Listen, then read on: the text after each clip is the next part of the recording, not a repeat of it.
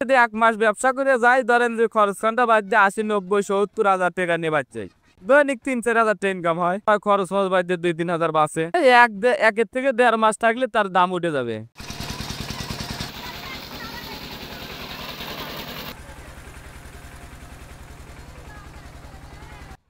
আসসালামু আলাইকুম। ওয়ালাইকুম আসসালাম। আপনার এই মেশিনের নাম কি? এটা হলো চাউলের ঝুড়ির মেশিন। এটা কেজি প্রতি কয় টাকা নেন এই করাতে পাপড়টা? এই পাপড়টা, এই ঝুড়িটা বানাইতে কেজি প্রতি ৪০ টাকা মজুরি। কেজি প্রতি ৪০ টাকা মজুরি। আচ্ছা।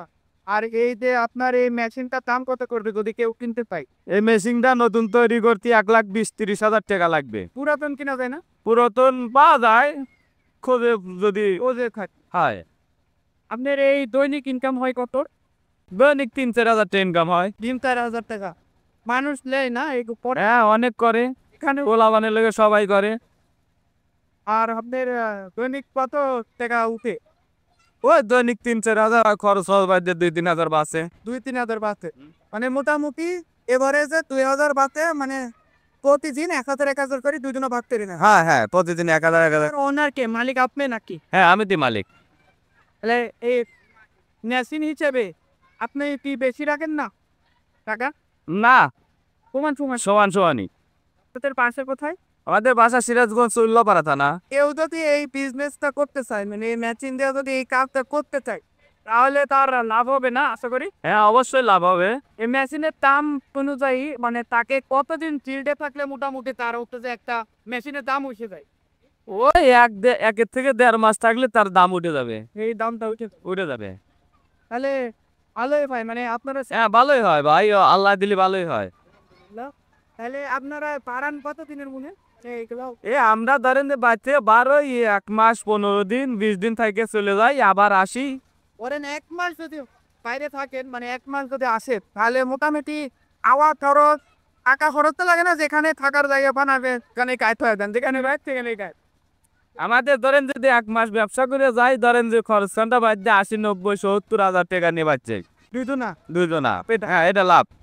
তাহলে বাগাবাগি করলে ৪০,০০০। ৪০,০০০। হ্যাঁ, ৪০,০০০ ৪০,০০০। বা অনেক তাহলে ১ মাসে। ১ মাসে। আলহামদুলিল্লাহ। তাহলে এই বিজনেসটা কেউ যদি করতে চায়, তাদের উদ্দেশ্যে কিছু কথা বলেন।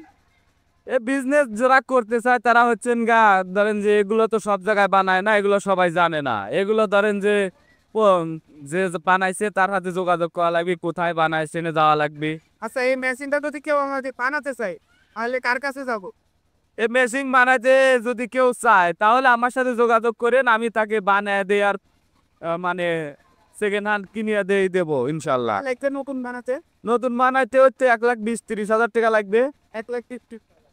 আর পুরাতন ধরেন যে ৮০, ৯০ এরকম হলে হবে, ৭০, ৮০, ৯০ এরকম পুরনটা খোঁজে হবে।